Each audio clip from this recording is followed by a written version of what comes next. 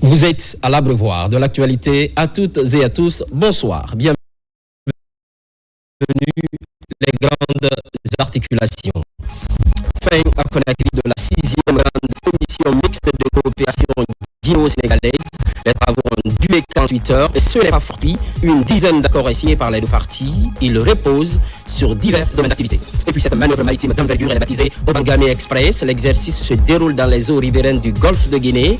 Un renforcement des capacités opérationnelles. La préfecture maritime veille à la réussite. C'est une tradition. La mare de Barreau dans la préfecture de Kouroussa, une retrouvaille pour mettre en valeur ce patrimoine culturel. Le parrainage et le marrainage sont respectivement assurés par les ministres de la Culture et de la Pêche. C'est tout pour le sommaire. Feuille d'audience à la primature. 2 importantes délégations étrangères sont reçues par le chef du gouvernement.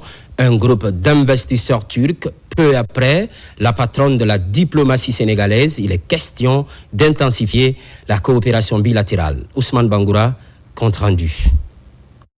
C'est une délégation d'hommes d'affaires turcs que le Premier ministre Amadou Ouriba a reçu en audience, introduit par l'ambassadeur de Guinée en France. Ces investisseurs sont intéressés par plusieurs secteurs clés de l'économie guinéenne, notamment les infrastructures, l'énergie et l'agro-industrie. Alors aujourd'hui, au-delà d'apporter des solutions techniques, des innovations, on va apporter un soutien, ça veut dire on va apporter de l'emploi également en investissant sur ce sol. Ça va permettre d'évoluer, ça va permettre d'avoir cette vision claire qu'a le pays pour le projet de Simandou par exemple, amener des infrastructures, de réapprovisionnement et toute une économie qui va subir un changement grâce à ce soutien-là. Le chef du gouvernement a salué cette démarche qu'il qualifie de prometteuse pour la relance économique du pays. Il a assuré les investisseurs de la disponibilité de son équipe à faciliter les procédures pour la concrétisation des projets structurants. Quelques heures plus tard, le Premier ministre Amadou Ouriba s'est entretenu avec la ministre des Affaires étrangères du Sénégal. Cette rencontre intervient dans la dynamique de la relance de la grande commission mixte entre Conakry et Dakar. Introduite par son homologue guinéen, Dr Maurice Sandan Kouyaté. Occasion pour la patronne de la diplomatie sénégalaise de réaffirmer l'engagement du Sénégal à raffermir les relations bilatérales, en particulier dans les domaines des transports, de la sécurité et de l'intégration régionale.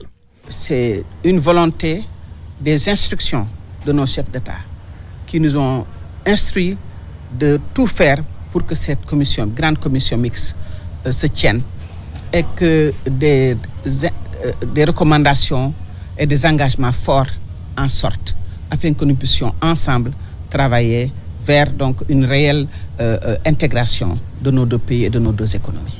Il est inconcevable que les deux pays frères, la Guinée et le Sénégal, puissent rester pendant 17 ans sans se réunir autour des questions importantes d'intégration. Donc je voudrais la remercier au nom du chef de l'État et le Premier ministre aussi l'a fait. Et nous sommes sûrs que les travaux qui vont se clôturer aujourd'hui vont aboutir au désir de nos deux chefs d'État, c'est-à-dire au renforcement de nos relations, je dis toujours pas de coopération seulement, mais de fraternité. 2 audiences successives qui marquent l'ouverture diplomatique de la Guinée et la volonté du gouvernement de concrétiser ses ambitions de développement par des partenariats solides. Coopération guinéo-sénégalaise. La 6e grande commission mixte a pris fin à Conakry. 2 jours d'intenses activités avec à la clé une dizaine d'accords signés, les deux parties mises sur divers domaines. La clôture est coprésidée par les 2 ministres des Affaires étrangères. Le point complet avec Makeme Donzo. Au total, 15 points d'accord ont été trouvés entre la République de Guinée et la République du Sénégal. Ils viennent s'ajouter à l'ensemble des domaines qui font la beauté de la coopération bilatérale entre les deux pays. Cette 6e session s'est penchée sur des secteurs de développement stratégiques comme l'éducation, les infrastructures ou encore le commerce. Les deux parties se sont aussi penchées sur la sécurité frontalière. La rencontre a duré 2 jours et les travaux étaient placés sous le signe du renouveau. 17 ans que la Guinée et le Sénégal ne s'étaient pas réunis pour parler de leurs problèmes communs. Mais pendant ces 17 ans, les gouvernements qui nous ont précédés partaient chaque année aux Nations Unies, chaque année à la CEDEAO, chaque année à l'Union africaine, mais ne pouvaient pas se concerter en voisins immédiats. C'est pourquoi, ma soeur et moi, elle est d'accord, nous devons féliciter nos chefs d'État qui ont pris cette décision de fraternité, d'amitié et de coopération entre nos deux pays. En se fondant sur les visions stratégiques des deux gouvernements, à savoir le référentiel Sénégal 2050 et le programme Simandou 2040, et les ressources naturelles et humaines suffisantes et hautement qualifiées, nos deux délégations ont convenu des actes et des actions fortes, négociées et adoptées dans l'allégresse, dans la joie, dans le respect, dans la fraternité, de nouveaux instruments juridiques que nous venons de signer, toutes choses qui augurent d'un avenir prometteur de notre coopération et de notre fraternité. Sur le plan économique, j'invite les secteurs privés des deux pays à profiter des nombreuses opportunités d'affaires qui existent dans différents domaines. Tout le monde reconnaît que l'Afrique est le continent d'aujourd'hui et de demain. Seuls les Africains ne le reconnaissent pas. C'est à nous aujourd'hui de le reconnaître et de travailler dans cette direction. J'encourage également les structures en charge de la promotion des échanges commerciaux et des investissements à entreprendre des initiatives innovantes pour renforcer nos échanges économiques. Un comité de suivi est mis en place. Son rôle est de veiller à la mise en musique progressive de ces différents accords. Il se réunira l'année prochaine pour la première phase d'évaluation. D'autres rencontres sont également prévues en 2026 à Dakar et à Conakry pour voir comment se déclinent les points adoptés sectoriel par sectoriel. Pour les deux chefs de la diplomatie, la Guinée et le Sénégal viennent de faire un pas de géant dans le renforcement de leur coopération. Le Sénégal et la Guinée sont liés par une communauté de destin qui trouve sa source dans l'histoire, dans la culture, dans la géographie et dans les liens de sang. C'est pour faire face aux défis auxquels nos pays sont confrontés et pour répondre aux aspirations légitimes de nos populations que nous avons décidé de nous mettre ensemble pour travailler main dans la main et dans l'avenir dans le cadre de cette commission, de cette grande commission mixte. C'est donc l'occasion pour moi de me réjouir des efforts consentis de part et d'autre en vue d'assurer à nos ressortissants des conditions légales de séjour et d'établissement.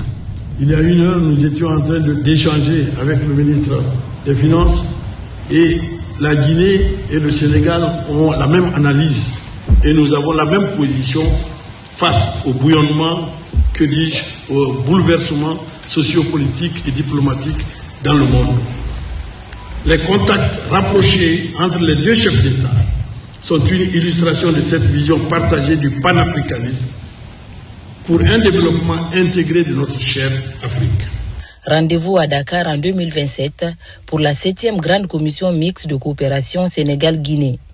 Sous la vision éclairée des deux chefs d'État, son Excellence Bassirou Diomaye Faye et son Excellence Général Mamadi Doumbouya, Dakar et Conakry devront trouver de nouveaux secteurs d'activité pour renforcer leur coopération bilatérale. Sur tout autre plan, enseignement supérieur. Conakry accueille pour la première fois la réunion des ministres membres du CAMES, Conseil africain et malgache pour l'enseignement supérieur, domaine pour lequel une vingtaine d'experts et de ministres africains se retrouvent. Principal enjeu, harmoniser et renforcer les systèmes universitaires du continent. Diarra Diallo.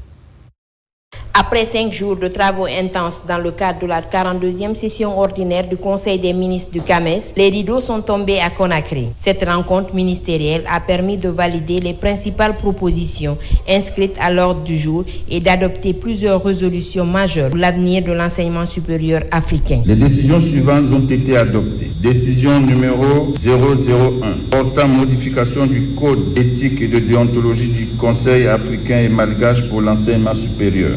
Décision numéro 002 portant adoption de la charte d'utilisation du label CAMES. Décision numéro 003 portant prise en charge des frais relatifs à l'examen des demandes d'adhésion des institutions privées d'enseignement supérieur au CAMES. Décision numéro 004 portant approbation de la liste des diplômes reconnus et ou admis en équivalence par la 39e session du programme de reconnaissance et équivalence des diplômes PRED. Décision numéro 006 portant adoption des langues de travail du CAMES. Décision numéro 007 relative à la soumission à l'accréditation du CAMES des offres de formation des institutions publiques d'enseignement supérieur et de recherche. Sur proposition de ses pairs, Alpha Bakar Bari a été désigné président du Conseil des ministres du CAMES pour l'exercice 2025-2026. Il succède ainsi à professeur Delphine Edith Emmanuel, ministre de l'Enseignement supérieur de la République du Congo. Avec cette présidence, la Guinée inscrit son action dans la continuité de l'héritage panafricain du CAMES, tout en ouvrant une nouvelle ère de coopération stratégique en faveur d'un enseignement supérieur africain axé sur l'excellence, l'autonomie scientifique et l'innovation. Nous avons, durant cette année, pu nous prononcer sur bon nombre de questions déterminantes pour l'évolution de nos systèmes d'enseignement supérieur au niveau africain. Et cette session nous a donc permis de faire le bilan de l'ensemble de nos activités, mais aussi de dégager un certain nombre de perspectives qui seront mises en œuvre par mon très cher collègue, Monsieur le ministre de l'Enseignement supérieur, de la recherche scientifique et de l'innovation de Guinée. Il va donc avoir la responsabilité durant cette année de poursuivre l'œuvre qui a commencé il y a de cela 57 ans. Je mesure la responsabilité qu'implique cette décision qui nous honore, mon pays, nos hautes autorités et moi-même. Avec le soutien des hautes autorités guinéennes et la franche collaboration des ministres de notre espace, je n'ai aucun doute que l'énergie et la clairvoyance nécessaires pour assurer le leadership dans la mise en œuvre des décisions et recommandations issues de notre 42e session ne me manqueront pas. Durant son mandat à la tête du Conseil des ministres du CAMES, Alpha Bakar Bari entend renforcer la coopération sud-sud, promouvoir la digitalisation des pratiques pédagogiques et encourager la mutualisation des ressources humaines entre les pays membres. On poursuit avec l'Académie des sciences de Guinée qui vient de tenir son premier conseil de l'année 2025. Au cours des débats, plusieurs sujets liés au développement de la Guinée ont été débattus. Mariam Kamara. L'aide au développement mondial en général et en Afrique en particulier change de donne depuis un certain temps. Beaucoup de projets se retrouvent sans financement. La Guinée se doit d'avoir une stratégie autonome et résiliente face à cette situation. L'Académie des sciences de Guinée s'auto-saisit pour émettre un avis sur la question, comme le lui confère son attribution liée à celui d'assurer un rôle d'expertise et de conseil. C'est le tout premier au compte de l'année 2025 et le deuxième depuis sa création. L'Académie des sciences de Guinée a cru devoir organiser cette séance. C'est une séance particulière. Quand on voit un peu ce qui se passe dans le monde et des problèmes qui sont quelquefois ignorés soit par la population, soit par même nos responsables. Donc il faut évidemment sensibiliser, alerter sur ce genre de problèmes. Nous avons l'habitude de rencontrer des difficultés en Guinée et nous avons aussi l'habitude de les surmonter. Et c'est pour cette raison donc qu'on a également cru devoir faire un avis par rapport à cette situation. L'Académie des sciences de Guinée a pour rôle d'alerter, de conseiller, mais aussi de proposer aux institutions publiques et privées des démarches, réponses aux difficultés que rencontre le pays. Et aujourd'hui, c'était la présentation de la dernière mouture à laquelle nous avons travaillé au niveau du Collège des sciences juridiques et économiques.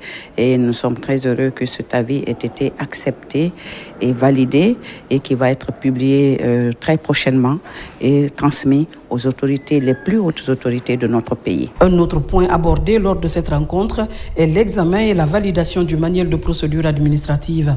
Objectif, définir un cadre formel pour une bonne planification budgétaire, régissant ainsi le fonctionnement de l'Académie des sciences de Guinée. L'Académie, dans ce dernier temps, bénéficie d'une certaine subvention de la part de l'État. Et dans les procédures, si tu reçois l'argent de l'État, tu dois pouvoir justifier. Nous devons répondre à la Cour des comptes. Par conséquent, il faut avoir un manuel de procédure qui règle la gestion administrative et financière. C'est ce document-là qu'on a aujourd'hui exposé, ça a été validé. La rencontre s'est clôturée sur la présentation de 2 récipiendaires du prix international Christophe Mérieux pour leur contribution à l'amélioration du système sanitaire du pays.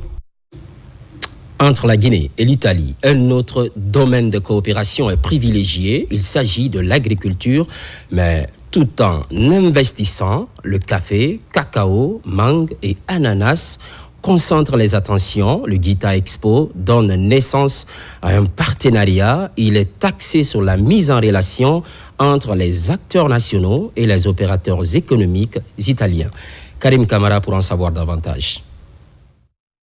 Ils sont des opérateurs économiques italiens. Leur présence en Guinée ouvre une nouvelle brèche dans la promotion des filières agricoles guinéennes à fort potentiel d'exportation. Ceci se manifeste d'abord par une journée dénommée Guinée Italia Expo, GITA. Ici, il est question de créer un cadre d'échange et de mise en relation entre les acteurs clés des filières cacao, mangue et ananas de Guinée et cette délégation italienne. Nous avons déjà créé un lien. Mais au-delà de cela, comme je vous l'ai dit, la coopération italienne même va financer un projet de développement du cacao en Guinée que nous allons faire ensemble avec les autres parties prenantes, c'est-à-dire le ministère de l'Agriculture, au sein duquel il y a beaucoup d'autres services impliqués. Le secteur privé italien et guinéen, ils ont pactisé ici. Il y a eu des commandes devant moi dans la salle. Et c'est pour cela qu'on fait toutes ces choses-là. C'est pour qu'il y ait des commandes. À travers Guita Expo, la GIPEX et l'Agence italienne de coopération au développement comptent mettre ces filières sur un piédestal qui favorise les échanges, stimule les synergies et ouvre la voie à des collaborations porteuses de croissance et de développement mutuel. La Guinée a une production de qualité de cacao, de café, mais il faut l'augmenter très sensiblement pour être compétitive à niveau du marché international. Cette initiative s'inscrit dans le cadre de la promotion des produits si chers à notre pays. Et donc cet événement participe pour beaucoup à la concrétisation de cette réalité, de cette initiative. Ce partenariat arrive dans un contexte marqué par la mise en place de la nouvelle politique italienne, dite Plan Mattei, en faveur des pays africains. Je tiens à vous rassurer, aux opérateurs économiques qui sont là, qui ne seront pas déçus. Mais de notre côté, il faudrait bien qu'on cherche à changer un peu la donne en ayant être très expéditif, surtout dans les courriers. C'est très important. Sinon, l'Italie est décidée à nous aider. Par-dessus tout, c'est la qualité de ces produits made in Guinée qui a favorisé la tenue de cette journée, au cours de laquelle il a été annoncé l'invitation de la Guinée à la prochaine exposition italienne des produits d'exportation prévue en 2026. Pendant ce temps, appui au perfectionnement de l'administration publique. L'heure est à la capitalisation des acquis. Il s'agit du projet PAPAP dont la fin est prévue ce mois de mai, à quelques jours du terme. En 5e et dernier comité de pilotage a lieu. Les recommandations sont formulées. Mamadi Terna Kamisoko. C'est la 5e et dernière session des membres du comité de pilotage du projet d'appui au perfectionnement de l'administration publique. Le PAPAP qui ferme ses portes ce mois de mai a permis d'accompagner les réformes du ministère du Travail et de la fonction publique. L'Institut national de formation et de perfectionnement a su qualifier et diversifier ses offres de formation. 600 cadres intermédiaires ont été formés dans les régions du pays. Plusieurs reprises, le ministère du Travail et de la Fonction publique a marqué son souhait de pouvoir renforcer les cadres de la fonction publique via les ministères sectoriels, qu'il s'agisse de l'éducation, de la santé, mais également de d'autres ministères, puisque l'ensemble quasiment des ministères ont été impliqués dans le cadre de ces formations, mais également de renforcer l'offre de services de l'Institut national de formation et de perfectionnement afin de mieux répondre aux engagements que la Guinée s'est fixés et à la nécessité d'accompagner au mieux les réformes en cours, notamment via le programme Simandou 2040. Avec un taux de réussite de plus de 80%, le projet d'appui au perfectionnement de l'administration publique a été un franc succès. Aujourd'hui, au ministère de la fonction publique, l'heure est à la capitalisation des acquis. Si ce projet, à travers ce 5e et dernier comité de pilotage, arrive à son terme, le chantier de la modernisation de l'administration, lui, reste ouvert. Les défis persistent, notamment nous devons réduire la lourdeur bureaucratique, accélérer la digitalisation, simplifier les procédures et renforcer la transparence et la redevabilité. J'appelle donc tous les acteurs ici présents à capitaliser sur les acquis du PAPAP en intégrant les bonnes pratiques dans le fonctionnement courant. Ces discussions ont été l'occasion d'extraire les enseignements clés de ce partenariat en vue d'en assurer la pérennité. Le PAPAP est financé par l'Agence française de développement à hauteur de plus de 3 millions d'euros. Administration du territoire. Récente nomination de 56 hommes en uniforme au poste de sous-préfet. Vous le savez certainement. Pour relever ce défi, les promus sont à l'école. La session développe entre autres le management, la déontologie et la rédaction administrative. Amadou Touré. Suite à leur récente nomination au poste de sous-préfet dans les régions administratives du pays, 56 sous-préfets doivent suivre des modules de formation devant leur permettre la maîtrise des compétences dévolues aux autorités administratives qu'ils incarnent et celles des élus locaux d'une part et de l'autre, permettre à ces promus de pleinement jouer leur rôle d'appui-conseil aux collectivités dans la préservation du patrimoine de l'État et la gestion des conflits. À la base, 4 modules seront déroulés pour renforcer les capacités des nouveaux sous-préfets, de façon à mieux exercer leur rôle et responsabilités sur le terrain. Les modules portent sur la déontologie administrative, la déconcentration et la décentralisation, le management et le leadership et la rédaction administrative.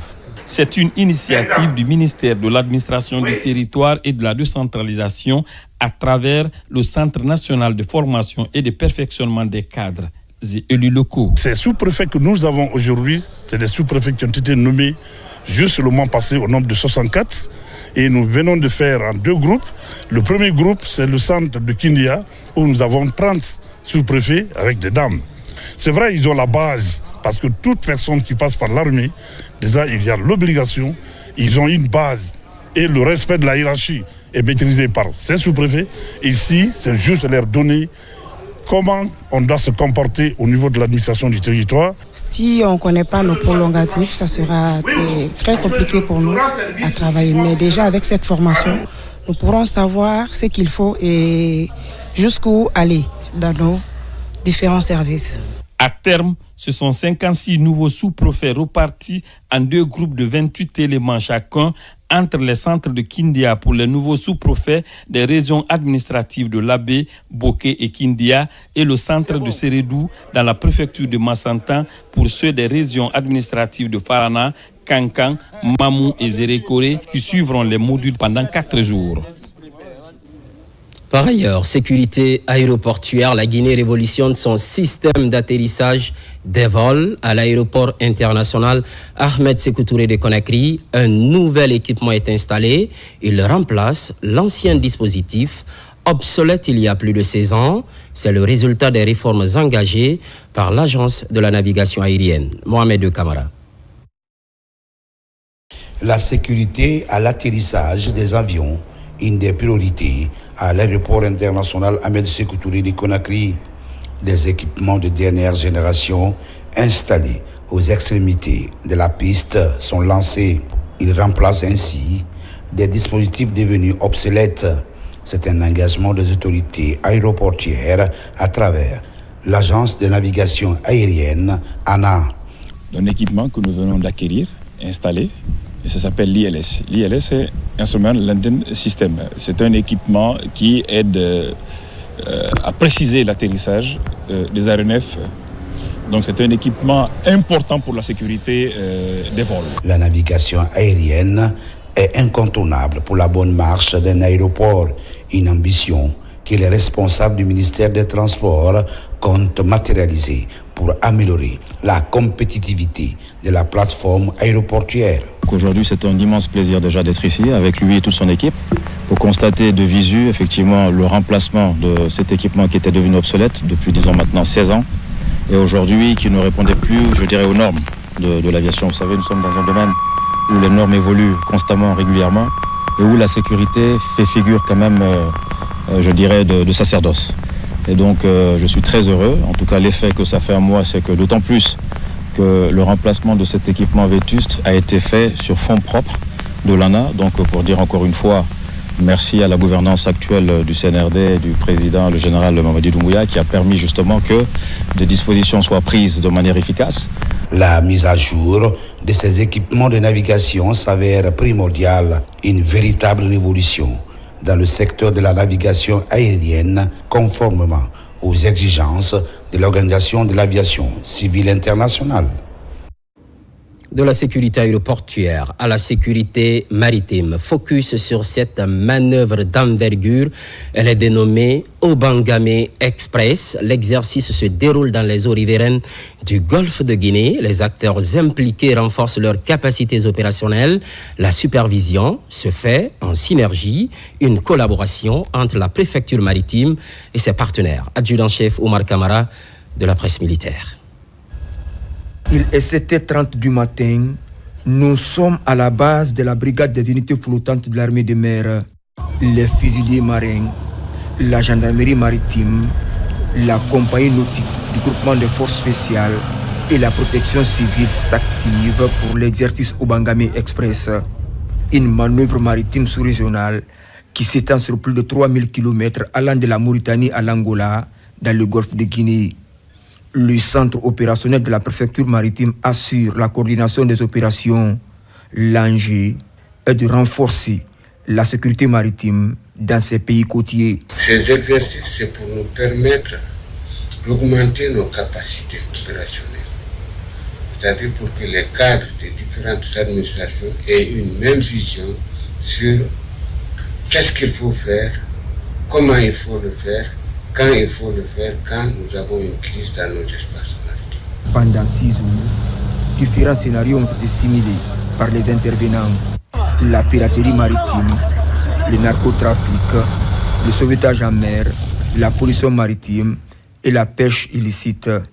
Ces exercices ont été menés en synergie par l'ensemble des acteurs impliqués dans l'action de l'État en mer en Guinée. Aujourd'hui ou demain, quelle que soit la situation qui se posera en mer, nous serons en mesure d'intervenir de façon efficace. L'exercice Obangame permet de se retrouver quand il y a une situation de crise, comment planifier pour gérer une crise maritime. Cette manœuvre grandeur nature illustre la montée en puissance des unités maritimes nationales. Elle démontre leur capacité à intervenir efficacement avec leurs propres moyens en réponse aux menaces en mer. C'est une synergie d'action. Ça nous a permis de nous mesurer, de comprendre notre capacité de réaction, notre opérationnalité et surtout l'échange d'informations et d'expérience. L'exercice Obangame Express est une excellente occasion de renforcer la coopération, de partager les renseignements et techniques permettant de faire face aux défis sécuritaires maritimes dans le golfe de Guinée. Il s'agit de l'exercice Obangame Express, lutte contre le réchauffement climatique. En plus des spécialistes, les hommes de médias aussi se dressent contre le phénomène. Ils sont autour de la table, objectifs échangés afin de trouver des solutions efficaces contre la menace climatique. Moussa Bangoura. Kindia, la ville des agrumes, accueille les professionnels des médias venant de Conakry et de l'intérieur du pays. Ces journalistes de la presse publique et privée échangent sur le genre l'entrepreneuriat vert et la conservation de la biodiversité. C'est pour fournir aux participants des connaissances et approches pratiques pour améliorer la couverture médiatique des sujets environnementaux. L'occasion est opportune de lancer un appel fraternel et un coup de cœur aux professionnels des médias à s'engager et à mener davantage d'actions en faveur de la promotion des droits des femmes et de la protection durable de notre environnement. Faire porter ce message par les journalistes et professionnels des médias nous rassure qu'il va arriver aux destinataires. Nous espérons que vous repartirez avec une meilleure compréhension des termes techniques pour renforcer la participation de toutes les couches sociales dans le processus de préservation de notre environnement. Ce rendez-vous de Kindia a été l'opportunité pour ces journalistes de passer à revue tous les contours liés à l'adaptation et à la résilience pour le changement de comportement afin de mieux faire face au dérèglement climatique. Les journalistes font partie des acteurs de changement majeurs qui sont écoutés. Et en fait, c'est carrément nous aider à maximiser, à intensifier la sensibilisation pour une prise de conscience sur ce phénomène. Nous avons appris beaucoup de choses sur l'environnement. Cela nous permettra de poursuivre déjà ce que nous faisons sur ces questions pour informer, pour sensibiliser, pour faire prendre conscience aux populations sur la richesse de notre patrimoine forestier, naturel et minier. Le projet NBS Forêt guinéenne du Centre d'études et de coopération internationale pilote les activités en partenariat avec le projet Femmes Pro Forêt de l'Union des producteurs agricoles pour le développement international. Au chapitre éducation, les efforts de qualification s'intensifient en province. À l'Abbé précisément, l'alphabétisation est prise au sérieux. Cela fait suite aux initiatives réalisées sur place dans la formation de base au profit de toutes les couches sociales. Sarafedine Diallo, Marouane Kamara. Entre 2016 et 2023, le taux d'analphabétisme en Guinée est resté alarmant. 68% au niveau national, selon l'Institut national de la statistique. Ces chiffres grimpent à 75% chez les femmes, avec une prévalence marquée en zone rurale. Une tendance que le ministère de l'Enseignement préuniversitaire et de l'alphabétisation entend inverser à travers la Direction nationale de l'alphabétisation, de l'éducation formelle et de la promotion des langues nationales. Nous voulons que d'ici 2030, qu'on éradique ou on réduit le taux d'analphabétisme en Guinée. Et il serait nécessaire vraiment que ces citoyens viennent dans ces centres qu'on va ouvrir très bientôt pour vraiment apprendre à lire et à écrire afin qu'ils soient utilisés dans tous les paliers de ce projet Simandou 2040. À l'Abbé, un atelier de sensibilisation regroupant plusieurs acteurs vise la relance des activités d'alphabétisation dans la région. On ne peut que s'en réjouir, c'est un sentiment de satisfaction et nous sommes très contents. Nous voulons que ça aille dans ce sens pour toucher le maximum possible des gens qui ne sont pas alphabétisés à être alphabétisés. Dans ce contexte, le projet Simandou 2040 apparaît comme une véritable opportunité de développement, en particulier pour les zones rurales. D'où la nécessité d'un accès accru à l'alphabétisation pour en faire bénéficier les populations locales. Tous ceux qui embrassent d'autres métiers doivent être sincèrement outillés, doivent être alphabétisés pour pouvoir mener à bien leurs activités. Surtout, vous n'êtes pas sans savoir, dans ce programme de Simandou 2040, tous les métiers, tous les acteurs, chacun aura sa part, chacun aura son travail à faire. Nous remercions très sincèrement le président de la République, le général Mamadi Doumbia, et son gouvernement pour avoir pris toutes les dispositions nous permettant d'être à jour et au bon moment dans le cadre de l'exécution de ce méga projet. Depuis le 5 septembre 2021, le gouvernement guinéen place l'éducation parmi ses priorités. Un engagement qui passe inévitablement par la lutte contre l'analphabétisme, socle tout développement durable. Place maintenant à cette priorité gouvernementale, recensement biométrique. Les cadres des institutions d'enseignement supérieur conscientisent. Le choix est porté sur l'école supérieure du tourisme et de l'hôtellerie. Des kits d'enrôlement sont installés, suivis de campagnes porte-à-porte dans les quartiers. Moussa Kouyaté. Les institutions de formation supérieure s'impliquent activement dans la réussite des opérations de recensement. À l'École supérieure de tourisme et de l'hôtellerie, la cellule O+, dirigée par le secrétaire général de l'institution, dévoile son programme devant les étudiants. Nos objectifs visent à informer les populations des différents quartiers de la commune de Somfonia sur les enjeux du recensement et les inciter à se faire recenser. Appuyer les agents recenseurs dans l'identification et l'enrôlement des citoyens. Renforcer la visibilité et la crédibilité de l'ESTH comme institution citoyenne engagée. Et enfin, mobiliser toutes les forces vives autour de cette mission citoyenne. Plusieurs kits de recensement sont installés ici pour faciliter les opérations. L'idée, c'est aussi de rapprocher les agents recenseurs aux enseignants, aux étudiants et à tous les citoyens. Je conseillerais à tout un chacun, que tu sois petit ou grand, dès que tu as l'âge de 10 ans, de te recenser. Parce que déjà, quand tu te recenses, tu as déjà là ta voix qui compte. Une fierté que l'État nous ait accordée ici. Nous sommes trop contents aussi. Et on rencontre un peu de difficultés au niveau des citoyens. Il y a les citoyens qui viennent, ils ne connaissent pas, ils ne sont pas renseignés au niveau de leur commune, au niveau de leur quartier et leur secteur. Donc aussi, nous avons essayé de se renseigner avant de venir, ça va nous faciliter la tâche. Toutes les communes de Conakry sont représentées, plus les deux autres communes de Grand Conakry, Koya et Dubreka. Actuellement, on a 28 kits avec nous ici. Après la rencontre avec les étudiants, une équipe a sillonné plusieurs endroits du quartier Foulamadina pour inciter les populations à aller se recenser.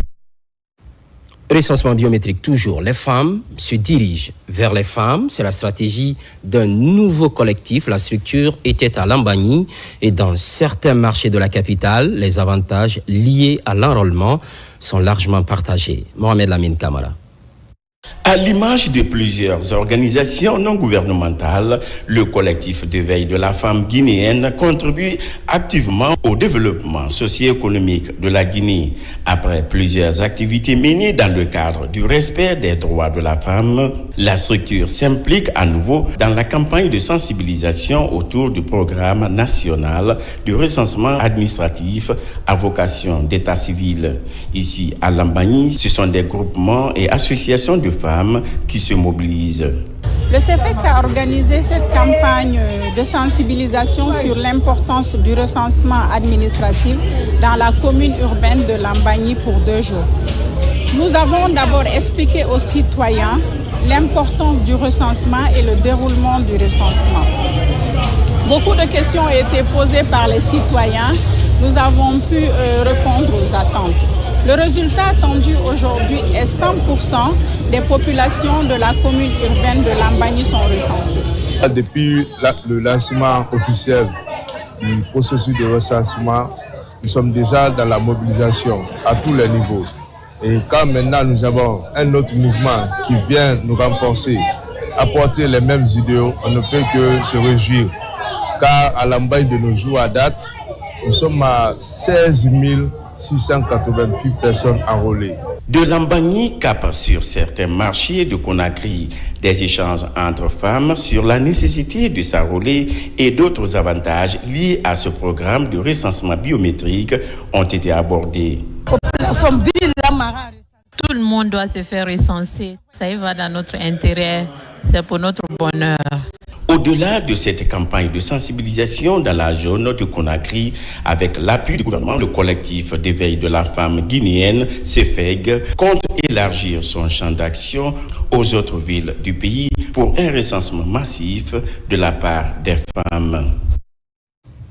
Dans la savane, Noukounkan, sous-préfecture à forte concentration humaine, en raison de leur paillage, les données sont encourageantes. Plus de 7000 citoyens sont actuellement enrôlés. La détermination des populations reste maintenue. La sensibilisation se poursuit avec la contribution des ressortissants. Moussa Komara. À Noukounkan, c'est une course contre la montre. Menu de leur extrait de naissance, chacun veut se faire recenser avant la date butoir. Pas d'activité d'orpaillage pour Magasouba venu très tôt ce matin pour accomplir son droit civique. Le recensement a trop d'importance pour moi. Quand tu voyages avec le document, tu n'as pas de problème. Cette sous-préfecture, à forte croissance démographique, espère se positionner comme le meilleur élève dans ce processus de recensement biométrique à vocation d'état civil. À date, plus de 7000 citoyens sont recensés, dont 3000 au centre-ville de Nkunkan. Nous sommes à 70% de l'objectif. 70%, nous sommes à 7000 et quelques. L'objectif, c'est 8551. Derrière cette motivation des habitants, les autorités locales qui, depuis le début du processus, rappellent sans cesse l'importance de l'opération pour le pays et chaque citoyen enrôlé. Nous les avons dit que tout le monde doit mobiliser pour se recenser. Parce que ce recensement va permettre non seulement à la population d'avoir un identifiant, porte d'entrée, d'avoir tout document. Pour avoir aujourd'hui le passeport, si tu ne te recenses pas, je crois que c'est ni le non-avenu. Pour voyager aujourd'hui, il faut le primordial. Comme à son habitude, la directrice générale du Laboratoire national de la géologie a saisi l'occasion pour accentuer la sensibilisation. Nous connaissons aujourd'hui le programme Simandou, le président qui entend se battre pour la Guinée. Donc ce programme Simandou, qui est un bonheur pour tous les Guinéens, donc pour que Nkunkan bénéficie de ce partage, il va falloir que Nkunkan se fasse recenser, que nous soyons sur le fichier et à 100%. Donc, Nkunkan qui rêve d'être une préfecture, cela aussi ne peut être possible que lorsque nous sommes recensés. Depuis le début de ce recensement qui s'arrête le 31 mai 2025, pas de problème rencontré à Nkunkan. Les habitants plaident une prolongation de 2 semaines, voire plus, pour permettre à tout le monde d'être dans le fichier. À Kouroussa, on assiste à la même préoccupation. Il s'agit cette fois-ci des structures professionnelles. Les promoteurs de la langue Nko affichent leur soutien au projet de nouvelle constitution et à juste raison, la revalorisation par ce document des langues nationales. Pour aller vite, ils invitent les concitoyens à se faire recenser. Marwan Kamara. Dans la cité des Kamaralai, les promoteurs de l'alphabet Nko, venus des préfectures et zones rurales de la Haute-Guinée, se retrouvent pour une cause nationale, celle du recensement administratif à vocation d'état civil. À travers une journée de sensibilisation, ils manifestent leur soutien au projet de valorisation des langues nationales inscrit dans la nouvelle constitution. Depuis l'indépendance, notre combat a toujours été de valoriser les langues nationales. Aujourd'hui, si cette volonté est prise en compte par le CNRD, nous ne pouvons pas rester silencieux. Nous devons exprimer notre soutien et accompagner le président pour que cette loi soit adaptée à l'unanimité. La mère de Kanté Solomana, l'un des plus grands défenseurs des langues nationales, est originaire de Kouroussa. Il est donc important pour nous d'exprimer notre joie ici. À la Maison des Jeunes, une manifestation culturelle est organisée pour faire passer des messages. À travers chants et danses, les populations sont invitées pour plus de mobilisation sociale pour la réussite du recensement national. Nous appelons les populations de Kouroussa à se faire recenser massivement, car c'est le seul moyen pour nous d'adapter cette constitution qui valorise nos langues nationales. Nous remercions les citoyens de Kouroussa, mais notre principal message est de les inviter à se faire recenser s'ils souhaitent véritablement aider le président. En mettant en avant les langues nationales comme symbole de fierté culturelle et de cohésion sociale, les promoteurs espèrent inscrire leur combat dans l'histoire et faire de la Guinée un modèle en Afrique en matière de promotion des langues nationales. Ce qui, entre autres, concentre l'actualité, entrepreneuriat agricole, la mécanisation fait tache d'huile, des équipements de labour et de transformation sont mis à disposition. C'est au bénéfice des producteurs évoluant dans les préfectures de Boké et Bofa, un accompagnement pour alléger les travaux champêtres. Finalité, mettre sur le marché les produits agricoles compétitifs. Fodé Camara, spécialiste maison. Au lendemain des premières pluies, le parc des moyens de production du ministère de l'Agriculture et de l'Élevage s'élargit. Le projet d'appui à la transformation de l'agriculture guinéenne et de l'entrepreneuriat agricole des jeunes met à la disposition des producteurs, des tracteurs, motoculteurs et accessoires, sans oublier les outils pour le centre de conditionnement de semences de Koba. Des équipements pour le centre de conditionnement de semences qui a besoin d'être appuyé en palette, en chariot. Qui dit semences améliorées dit conditionnement, production et conditionnement de ces semences. Qui dit centre de conditionnement parle de labo. Aujourd'hui, on a besoin de renouveler leurs thermomètres, leurs germoirs, leurs GPS et surtout les équipements aussi pour le conditionnement du riz qui a été sélectionné. Au niveau de l'aval des filières riz, fonio et arachide, des étuveuses, des moulins et des tricycles sont aussi disponibles pour les coopératives de transformation et de commercialisation des produits agricoles des préfectures de Bofa et de Boké. Souvent, notre pays est reconnu pour être un pays qui est submergé de produits importés. C'est un peu l'ambition aussi de freiner cela, ou en tout cas d'avoir une balance acceptable sur cet état de fait. On ne peut pas avoir ce que nous avons donné par Dieu en termes de qualité de terre arable et qu'on soit en train d'importer même de nos voisins pays sahélo-sahéliens auxquels pays nous donnons de l'eau. Donc je voudrais encore une fois au nom de Monsieur le ministre Félix Lama, le ministre de l'Agriculture et de l'Élevage, remercier son Excellence Monsieur le Président de la République tout l'appui, tout le soutien et tout l'accompagnement en direction de ce secteur placé désormais au point 1 du programme Simandou 2040. C'est un ouf de soulagement quand on sait que la préfecture de Bofa est essentiellement agro-pastorale, malgré qu'on nous attribue un côté boom minier, mais l'essentiel et l'essence de l'occupation de nos populations locales demeure l'agriculture et l'élevage. Donc c'est un motif de satisfaction pour moi en tant qu'autorité préfectorale, représentant de Monsieur le Président de la République et de tous les membres du gouvernement, et la personne chez laquelle toute cette population aussi pose son problème. D'une enveloppe de 12 millions de dollars, le projet d'appui à la transformation de l'agriculture guinéenne est financé par la Banque africaine de développement et le gouvernement. Un projet très actif dans l'aménagement des terres, sans oublier la structuration et la formation continue des paysans. Cerise sur le gâteau, cette tradition qui défie le temps, la mare de Barreau dans la préfecture de Kouroussa. L'événement Draine du Beaumonde, vous allez le voir tout de suite, une retrouvaille sur fond de célébration d'une partie du riche patrimoine culturel national. Le parrainage et le marrainage sont respectivement assurés par les ministres de la Culture et de la Pêche. Kadiatou Suleiman Keïta. Barreau, l'une des 14 communes rurales de la préfecture de Kouroussa, située à plus de 800 km de Conakry. Depuis la nuit des temps, cette localité est reconnue pour sa célèbre fête annuelle de la mare, symbole de cohésion sociale et de transmission intergénérationnelle. Cette célébration met à l'honneur la pêche artisanale à masse, exécutée dans une ambiance à la fois festive et rituelle. Cependant, les autorités locales ont profité de l'occasion pour exprimer leur inquiétude quant à la préservation de ces patrimoines ancestrales, menacés par le manque de moyens et d'accompagnement. Le nom de Bolé est parti loin, certes, mais l'état actuel de la mare reste inquiétant. C'est pourquoi je lance ici un appel pressant à tous les partenaires au développement pour la sauvegarde de la mare. Je souhaite humblement auprès du ministre de la Culture le redémarrage des travaux de construction du chantier du campement touristique de Barreau à l'arrêt depuis le mois de mars 2021. Au-delà de son aspect culturel, la fête de la mare constitue également une opportunité de valorisation du potentiel touristique de la région.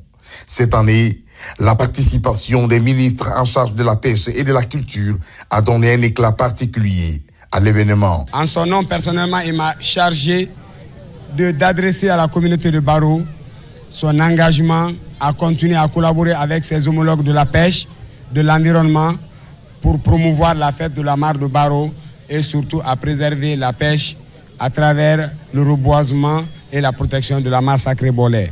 Entre tradition, spiritualité et modernité, Barreau montrait la force de ses racines et l'attachement indéfectible de ses fils à leur patrimoine. C'est dans un commentaire signé Mohamed Kourouman. L'actualité évolue en Guinée, notre paradis, terre de richesse et d'innovation.